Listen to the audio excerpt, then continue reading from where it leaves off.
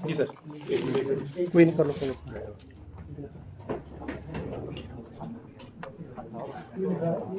शुरू होगी, बाइट शुरू होगी। हाँ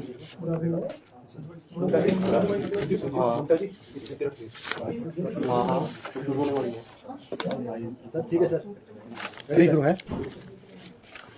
आज जो है हिमाचल प्रदेश मंत्रिमंडल की बैठक हुई, जिसकी अध्यक्षता माननीय मुख्यमंत्री श्री सुखविंदर सिंह सुक्खू जी ने की है।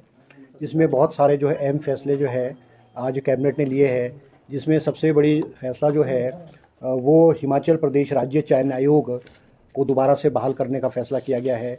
क्योंकि पहले Himachal Pradesh service commission subordinate service board था हमीरपुर, जिसमें कि जो कि भ्रष्टाचार का अड्डा था और वहाँ पर पेपर बेचे जाते थे और बहुत सारे केसेस में जो लोगों ने पैसे दे करके नौकरियां हथियाई थी। और मुख्यमंत्री जी ने और कैबिनेट ने कुछ समय पहले हमीरपुर सबॉर्डिनेट सर्विस बोर्ड को भंग कर दिया था और एक कमेटी बना करके ये तय किया गया था कि आने वाला जो चयन बोर्ड हो वो किस तरह का हो। तो उसको आज कैबिनेट ने बहाल किया है और नया हिमाचल प्रदेश जो है हिमाचल प्रदेश राज्य चयन आयोग की स्थापना की गई है, जिसमें से भी फिलहाल एक चीफ एडमिनिस्ट्रेटर होगा जो कि IAS ऑफिसर होगा और एक एडमिनिस्ट्रेटिव ऑफिसर होगा कि जो HAS लेवल का ऑफिसर होगा। इसके अलावा एक जॉइंट कंट्रोलर होगा जो और डिप्टी डायरेक्टर IT होगा और लॉ ऑफिसर होगा। ये पद स्वीकृत करके जो है इसको शुरू करने का जो है फैसला लिया गया है। इसके अलावा जो है हिमाचल प्रदेश में जो 1226 पोस्टें जो है 1226 पोस्टें जो है पुलिस कांस्टेबल की कैबिनेट ने आज स्वीकृत की है पुलिस विभाग में, जिसमें से 877 जो है वो मेल कांस्टेबल होंगे, 292 जो है वो फीमेल कांस्टेबल होगी और 57 जो है वो ड्राइवर्स होंगे, पुलिस ड्राइवर्स होंगे। इसलिए स्वीकृत की गई है क्योंकि हिमाचल प्रदेश में भी जो है ड्रग्स का आना बढ़ रहा है और नौजवानों में ड्रग्स की प्रवृत्ति बढ़ रही है, स्कूलों तक ये पहुंच गया है। तो मुख्यमंत्री जी ने एक स्पेशल कमांडो फोर्स जो है ये 1226 जो लोग होंगे, ये 50 पोस्टें जो है हॉर्टिकल्चर डेवलपमेंट ऑफिसर की हॉर्टिकल्चर डिपार्टमेंट में कैबिनेट ने स्वीकृत की है, क्योंकि पोस्टें बहुत लंबे अरसे से खाली थी और बहुत लंबे अरसे से नहीं भरी जा रही थी। तो ये इसलिए पोस्टें भरने का फैसला लिया गया है। एक तालीवाल में जो है वो पुलिस पोस्ट हुआ करती थी, उसको कैबिनेट ने अपग्रेड करके उसको है वो SMC टीचर के बढ़ाने का फैसला किया गया है। ये जो वृद्धि होगी 1 अप्रैल 2023 से होगी। इसके अलावा पार्ट टाइम वाटर कैरियर जो एजुकेशन डिपार्टमेंट में लगे, प्राइमरी स्कूल में लगे हैं, उनकी सैलरी भी 3,900 रुपये से बढ़ा करके 4,400 रुपये की गई है। ये भी मुख्यमंत्री जी ने कैबिनेट बजट स्पीच में घोषणा की थी 500 रुपये उनकी वृद्धि के लिए। इसके अलावा जो हमारे कंप्यूटर टीचर्स हैं, सरकारी स्कूलों में कंप्यूटर टीचर्स हैं, उनकी सैलरी भी 2,000 रुपये बढ़ाने का जो है वो कैबिनेट ने जो है आज जो है फैसला किया गया है। एक नई स्कीम जो है मुख्यमंत्री जी ने बजट स्पीच में घोषणा की थी कि मुख्यमंत्री लघु दुकानदार कल्याण योजना 2023 इसको स्टार्ट किया गया है, जिसमें से कि जो हमारे छोटे छोटे गांव में जो दुकानदार है, चाहे वो कॉबलर्स है, चाहे वो लोहा का काम करते हैं, चाहे करियाने के छोटे छोटे दुकानदार हैं, उनको कोई प्रोविज़न नहीं था, उनको सरकार की तरफ से कोई एड या कोई लोन के रूप में नहीं मिलता है। अब जो है 75,000 ऐसे लोगों को 50,000 रुपये जो है 50,000 रुपये तक का लोन दिया जाएगा, जिसमें 50% जो इंटरेस्ट की सब्सिडी जो है इंटरेस्ट जो होगा उसकी सरकार जो है वो सब्सिडी प्रदान करेगी, ताकि ग्रामीण क्षेत्रों में जो लोग हैं छोटी छोटी दुकानें चला रहे हैं उनको जो है वो फ़ायदा हो सके। इसके अलावा माइनिंग डिपार्टमेंट में 12 पोस्टें माइनिंग इंस्पेक्टर की स्वीकृत की गई हैं।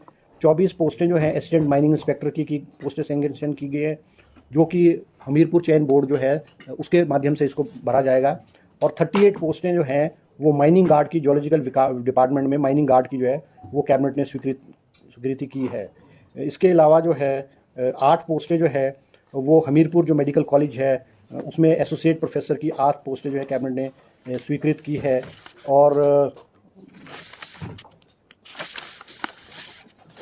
इसमें जो हमारा इंडस्ट्रियल सेक्टर को बढ़ावा देने के, चाहे हिमाचल प्रदेश में जो इन्वेस्टमेंट आए उसको प्रमोट करने के लिए भी आज कैबिनेट ने फैसला लिया है, जिसमें कि जो IT सेक्टर है, आयुष है, हेल्थ है और टूरिज्म सेक्टर है, इसको इंडस्ट्रियल अंडरटेकिंग सेक्टर में लेने का फैसला किया गया है, ताकि हम इंडस्ट्री डिपार्टमेंट के माध्यम से जो ये प्रोजेक्ट्स आएंगे, चाहे वो आयुष के हैं, चाहे IT के, चाहे हेल्थ के, चाहे टूरिज्म के हैं, जो हमारे इंडस्ट्रियल एरिया में भी और जगह जो हम IT पार्क डेवलप कर रहे हैं, जो उसमें हम इन जो ये सेक्टर्स हैं इनको हम लैंड दे सकें और ये जो है इस एरियाज़ में अपने जो प्रोजेक्ट्स वो लगा सकें।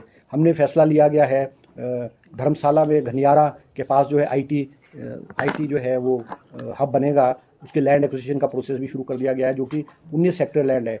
और भगोटा जो पालमपुर के नज़दीक है वहाँ पे 21 हेक्टेयर की जो लैंड है वो एक्विजिशन का प्रोसेस जो है वो शुरू कर दिया, ताकि हम ये एक जॉइंट जिसमें आयुष भी हो, हेल्थ भी हो, टूरिज़्म भी हो और आईटी सेक्टर के लिए जो है हम इसको कर सकें।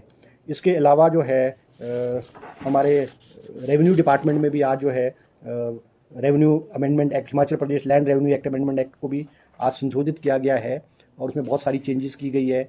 और उसमें जो भी ये डिमार्केशन है, म्यूटेशन है, करेक्शन ऑफ नेम है और सर्विस ऑफ समन्स है, क्योंकि हिमाचल प्रदेश के जो हमारे रेवेन्यू अथॉरिटीज़ है, चाहे वो तहसीलदार है, नायब तहसीलदार है, डिविजनल कमिश्नर्स हैं, डिप्टी कमिश्नर्स हैं, जिनको रेवेन्यू की पावर्स दी गई है, लाखों की तादाद में जो केसेस हैं वो इन कोर्ट्स में वो लटके हुए हैं और कईयों साल जो है वो लग जाते थे। अगर करेक्शन भी करनी है अपने रेवेन्यू रिकॉर्ड में कोई नाम की या कोई और दूसरी की, तो उसमें भी कईयों समय लग जाता था और लटकते रहते थे। विस्तृत रूप से ये चौधरी चंद्र कुमार जी है इस बारे में आपको जानकारी दी। हमारा एक्ट जो था वो काफ़ी 70 साल पुराना था, रेवेन्यू एक्ट, और उसमें जो रोज़मर्रा की ज़िंदगी की जो किसानों के साथ जुड़ी हुई चीज़ें थी, जैसे डिमार्केशन है और डिवीजन्स है और इस तरह से म्यूटेशंस हैं और इस तरह से जो दूसरे छोटे छोटे रजिस्टर की लोगों की जो है वो बड़ी लंबित मांगे रही हैं, बहुत से कोर्टों के चक्कर लगाने पड़ते हैं। अब सरकार ने फैसला किया है कि उसको टाइम बाउंड किया जाएगा। अगर किसी की डिमार्केशन देनी है तो डिमार्केशन भी टाइम बाउंड होगी। इस तरह से अगर डिवीजन्स है, फैमिलीज़ में अपनी ज़मीनों की तकसीम होती है और डिवीजन्स होते हैं, तो कई बार जो है वो सारी एग्री नहीं करते, उसकी अपील चली रहती है, अपील टू अपील चलती है फाइनेंशियल कमिश्नर के पास, फिर वो है वो डिवीजनल कमिश्नर के पास, उसके बाद जो है वो हाई कोर्ट में पेंडेंसी चली जाती है। तो इससे लोगों को टाइम के ऊपर इंसाफ नहीं मिलता है। इसलिए इस सारे प्रोसेस को जो है वो कम किया गया है, ताकि टाइम बाउंड तरीके से हमारी म्यूटेशन जो है वो लोगों के नाम जो है वो ज़मीनें टाइम के ऊपर चढ़ जाए और इस तरह से सेटलमेंट को जो कोऑर्डिनेशन जो हमारे आगे का कंसोलिडेशन वगैरह वो तो बंद हो गया, लेकिन अब इस सेटलमेंट ऑपरेशंस में डिमार्केशंस होती हैं और बड़ी लिटिगेशन जो है उसमें बनी रहती है। उसको हम टाइम बाउंड करने की जो अब इस कैबिनेट में बहुत सी चीज़ें इसके ऊपर फैसले लिए गए हैं कि इनको जो है वो टाइम बाउंड किया जाए। एसडीएम को पावर्स जो दी गई है, टीसी को दी गई है, तहसीलदार को पावर्स दी गई है, बड़ी एमिकेबली जो है इनको टाइम बाउंड करके म्यूटेशन जो है उनका काम जो है वो युद्ध स्तर के ऊपर किया जाए और एक ऐसी डेट दी जाए म्यूटेशंस की कि 1 महीने में कम से कम 1-2 डेट्स दी जाएं, ताकि उसका काम जो तहसीलदार का नायब तहसीलदार को जो है वो आपने देनी है। तो इसीलिए ये 70 साल पुराना जो एक्ट रेवेन्यू का रहा है, जिसमें बहुत से संशोधन जो है वो इस बार रजस्व विभाग में हमने किए हैं, ताकि जिससे किसान को ज़्यादा से ज़्यादा मदद जो है मिले, ताकि उनको बार बार कोर्टों के चक्कर न लगाने पड़े, उनको बार बार अपील प्रक्रिया जो है उसको हमने संशोधन करके उसको रजस्व एक्ट में बहुत से प्रावधान जो उनमें संशोधन किया गया है, ताकि जो है वो टाइम बाउंड उनको किया जाए और लोगों को बड़ी से बड़ी राहत जो है वो किसानों को जो है वो दी जाए। और इसके ऊपर कुछ बोल रहे हैं सर, ये जो आयोग की बात आपने की है, कब तक ये आएगा और वहाँ से पास करा दिया जाएगा? मतलब इस महीने के अंत तक? नहीं, बजट सेशन में आ जाएगा। सर, लैंड रिकॉर्ड वाले में लैंग्वेज चेंज करने का भी कर रहे हैं क्योंकि काफी पुरानी लैंग्वेज है वो। नहीं, वो तो नहीं करेंगे, मगर आज एक और फैसला लिया, क्योंकि आज हिंदी डे है। कैबिनेट में जो हमारा एजेंडा आया करता था वो इंग्लिश में आया करता था, अब हिंदी में आज ये फैसला लिया है क्योंकि आज हिंदी डे है कि हमारा कैबिनेट का एजेंडा जो अगली बार से सारे का सारा वो हिंदी में आया करेगा। ठीक है जी, ओके जी, थैंक यू। नहीं, वो ऐसा है कि वो जो कमेटी फॉर्म हुई है ना, कमेटी फॉर्म हुई थी, उन्होंने डिटेल कमेटी को चीफ मिनिस्टर साहब को दिया हुआ है और अकॉर्डिंगली अभी हमने ये जो तय किया, बाकी इम्प्लीमेंटेशन तो जो ऑफिसर्स लगाए हैं वो करेंगे इसको। चेयरमैन और मेंबर्स भी होंगे जैसे पहले वाले आयोग में थे? नहीं, वो तो कमेटी गवर्नमेंट को जो है कमेटी फॉर्म की थी, किस तरह की फॉर्मेशन उन्होंने वो डिटेल दी है, उसमें चेयरमैन, मेंबर्स या जो मॉडलिटीज़ होंगी वो उसमें तो इम्प्लीमेंट की जाएंगी, मगर अभी फिलहाल उसको अमली जामा पहनाने के लिए जो है ये अभी स्टार्ट करने का फैसला लिया गया है। कन्ना साहब, एक ख्याल से लेटेस्ट सवाल है, स्क्रब टाइफस के केसेस लगातार बढ़ रहे हैं। टाइफस के केसेस स्क्रब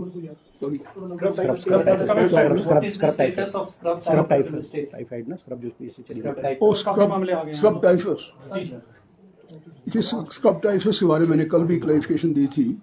स्क्रब टाइफस एक प्रकार का जैसे पिस्सू होता है ना, ये घास के घास में पैदा होता है, ज़्यादा बारिश और गर्मी की उबाल की वजह से पैदा होता है।